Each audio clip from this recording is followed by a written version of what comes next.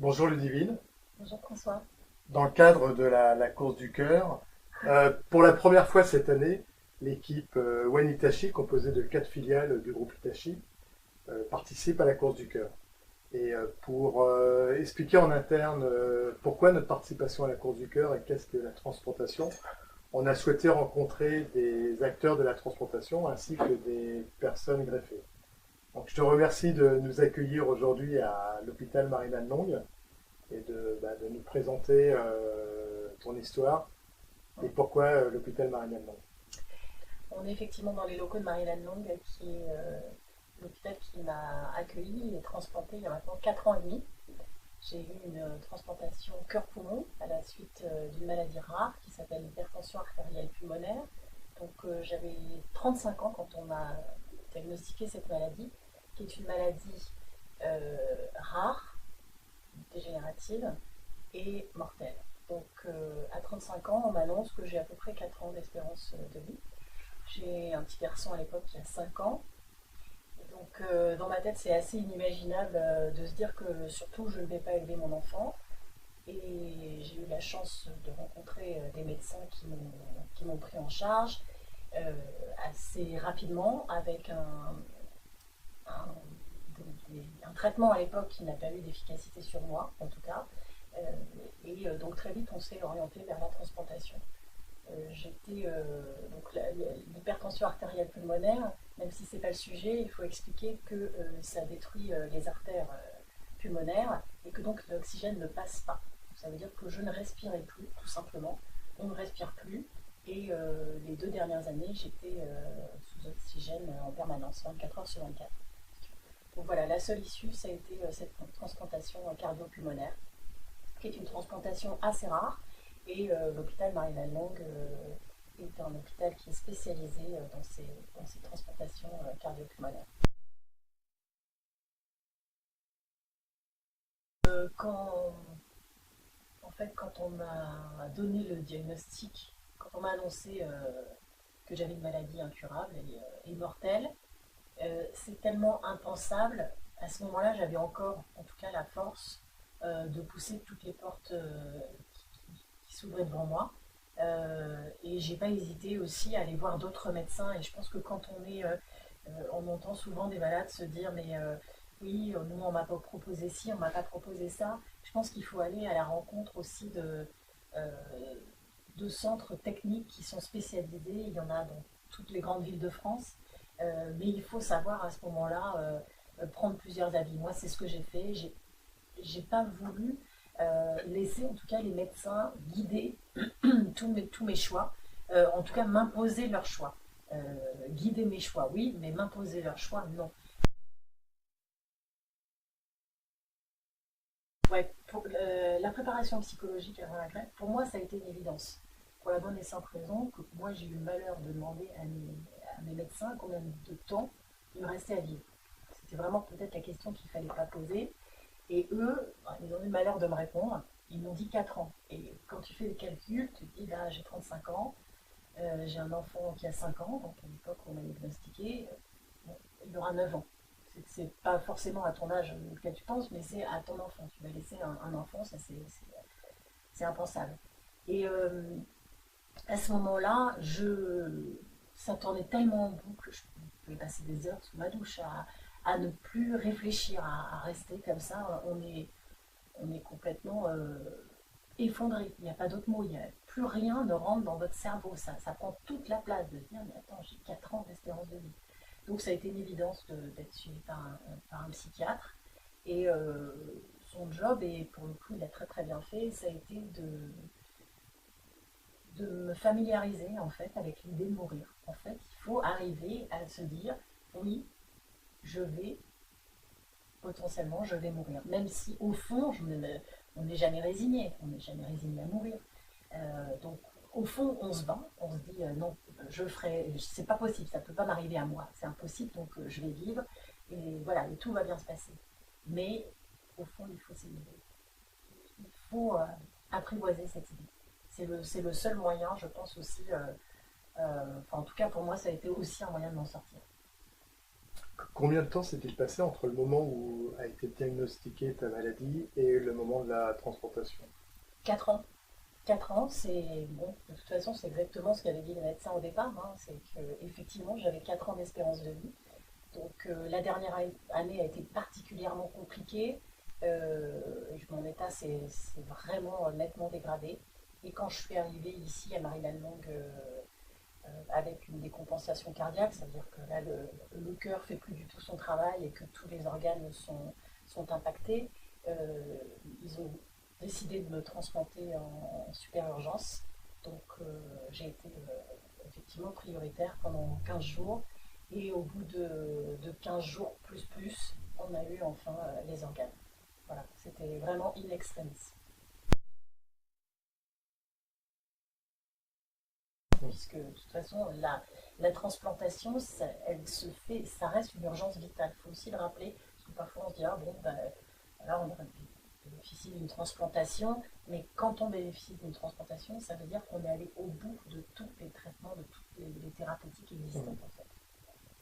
Moi, vraiment, c'est vrai que mon parcours il est assez extraordinaire parce que j'ai bénéficié de chance tout le temps. Tout le temps. Dans ma malchance, j'ai tout le temps eu de la chance.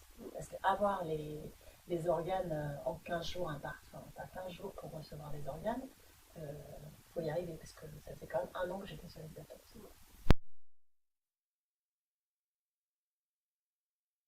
Donc c'est pour ça que la transplantation, voilà, c'est un acte qui est à la fois presque magique et à la fois sublimement technique.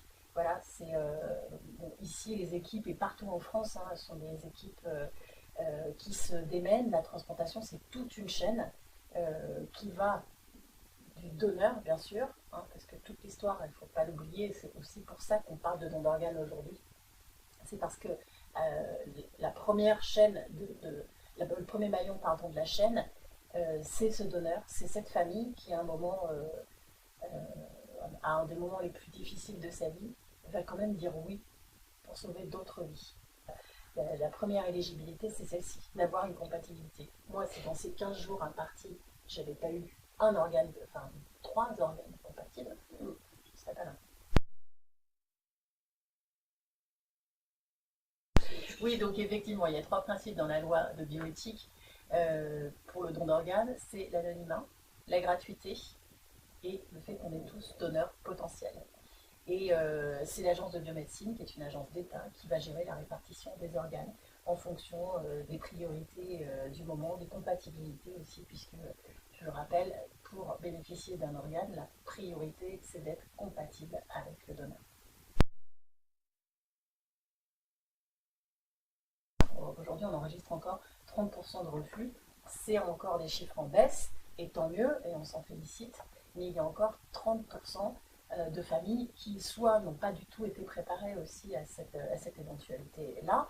C'est-à-dire que si on n'en parle pas, si on n'en parle pas en famille, si on ne se positionne pas aujourd'hui, malgré la loi qui tout le monde connaît désormais, qui dit que chacun est donneur potentiel, malgré cette loi, les services de transplantation enfin les services de réanimation en l'occurrence, vont quand même demander l'avis à la famille.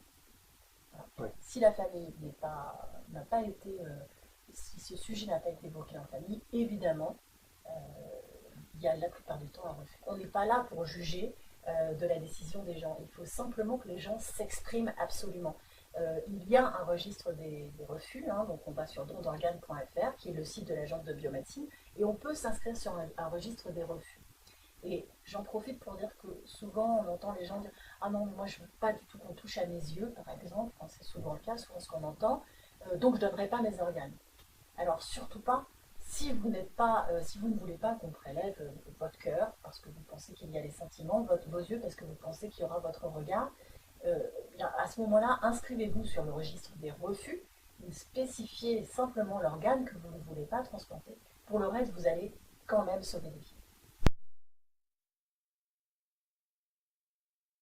Non, c'est pas un suivi très lourd. Bon, là aussi, je vais bien, donc c'est pour ça que j'ai pas un suivi très lourd, en tout cas pour l'instant. C'est une prise de sang régulièrement, toutes les 3 semaines. Donc on est suivi à distance de l'hôpital, ils ont les résultats. Si ça ne va pas, c'est souvent des dosages de médicaments. En tout cas, ici, à Marie-Lannelongue, ils vous appellent en disant bah voilà, on baisse ou on remonte ou on prend un cachet de plus, un cachet de moins. Et sinon, c'est tous les 3 mois où on fait un check-up complet ici à l'hôpital.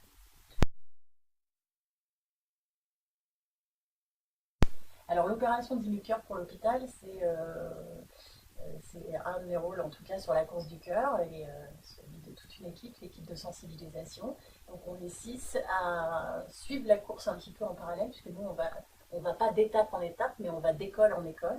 Toutes les écoles qui sont sur le long du parcours, on vient à leur rencontre avec, donc on est 6 pour l'équipe de sensibilisation, mais on a 2 équipes aussi, une équipe de clowns, des artistes avec nous, des clowns et l'équipe de Tutti Quanti qui est plus une comédie dell'arte. Et en fait, les deux ont un spectacle pour sensibiliser les enfants aux dons d'organes. Et parallèlement à ça, les enfants font des chœurs. Et ces chœurs, on va les récupérer et on les enverra dans les services de transplantation.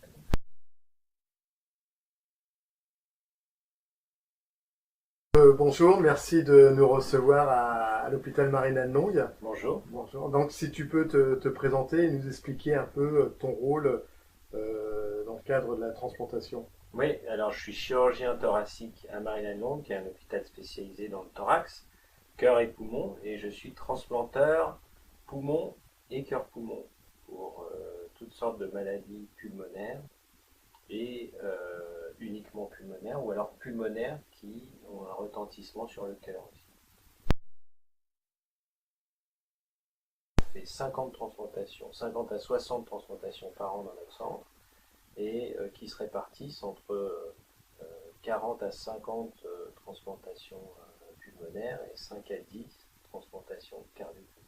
Donc, c'est pratiquement une transplantation par semaine. C'est pratiquement une transplantation par semaine, et comme ça arrive par salve et c'est jamais très régulier, c'est parfois beaucoup de transplantations par semaine, et c'est souvent toujours la nuit, et parfois une période sans transplantation.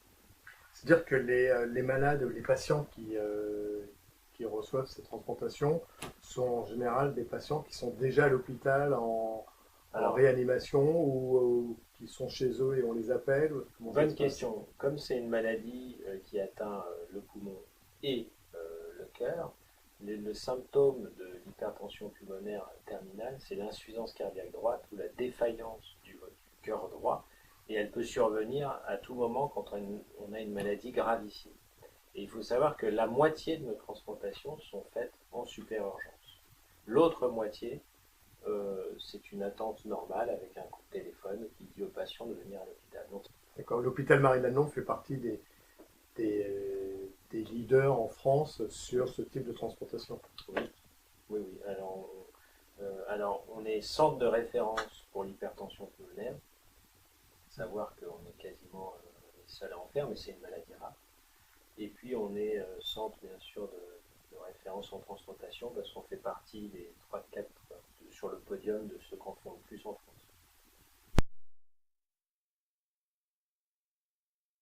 Alors c'est de la transmission, on organise des cours, donc on organise un diplôme universitaire, on forme des gens, il y a des gens du monde entier qui viennent nous voir pour que ce soit chirurgien, anesthésiste ou qui viennent se former, faire des stages, passer du temps avec nous pour voir les transplantations.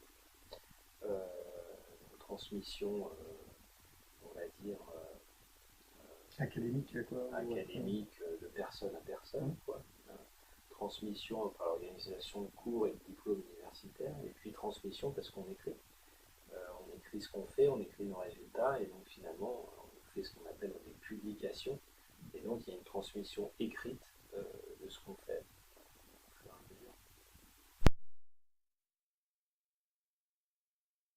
Sans donneur, on ne peut pas transplanter, et si on ne transplante pas, il y a plein de patients qui ne peuvent pas s'en sortir.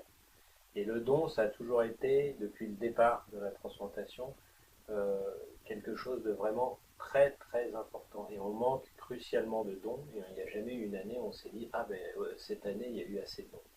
Et c'est d'autant plus criant que ces dernières années où les dons ont encore diminué par rapport aux années précédentes.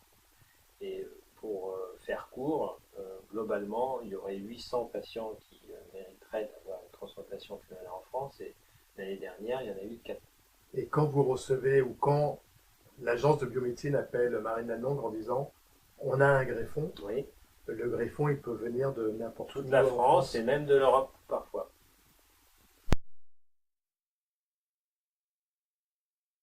Alors c'est très difficile, parce qu'il y a toute la phase où on va marier le donneur au receveur. Donc ça c'est une phase où on doit gérer avec l'agence de la biomédecine et on doit faire le meilleur appareillage possible entre donneur et receveur. Donc ça c'est une phase, ça prend un certain temps. Après il y a le temps du prélèvement et de la réimplantation, ça prend un autre temps, et après il y a la surveillance post-opératoire. La transplantation en elle-même, c'est-à-dire implanter les poumons et les suturer, etc., ça dure 6 heures.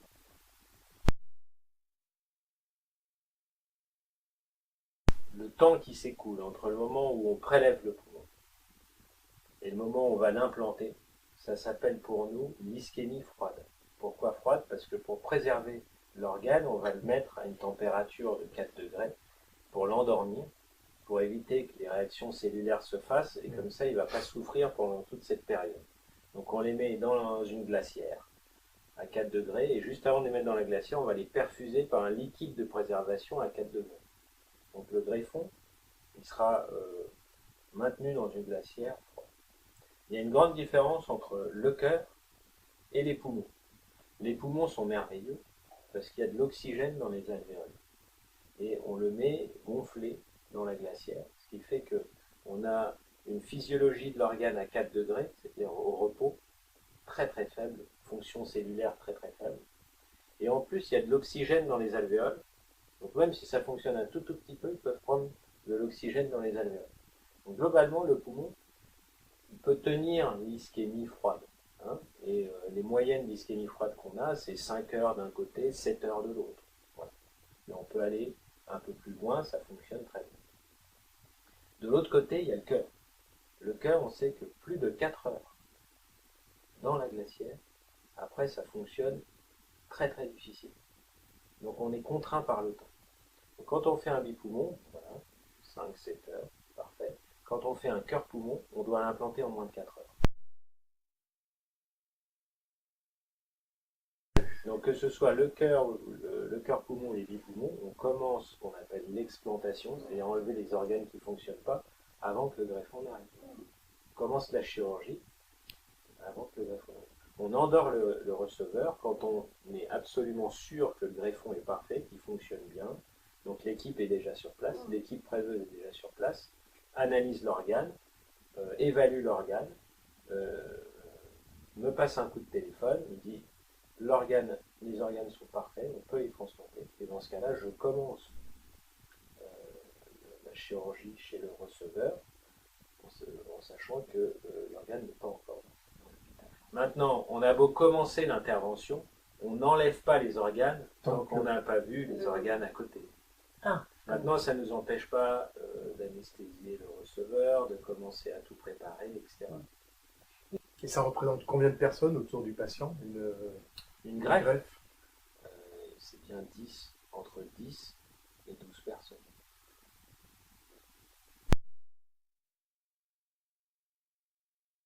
Par prélevé, donc c'est un chirurgien, un assistant, voilà, qui partent. Arrivé, il y a une évaluation du donneur. Hein. Donc il y a une évaluation. Avant de partir, on a une évaluation par l'agence de la biomédecine qui remplit un dossier très complet sur les antécédents du donneur, ses sérologies, son typage HLA, ses antécédents, s'il a fumé, etc. etc. Des examens biologiques, ses prises de sang, des examens d'imagerie, scanner, échographie du cœur, parfois coronarographie.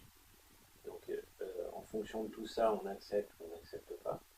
Si on accepte, l'équipe qui prélève part, et à ce moment-là, on va de nouveau arriver sur place, réévaluer le greffon.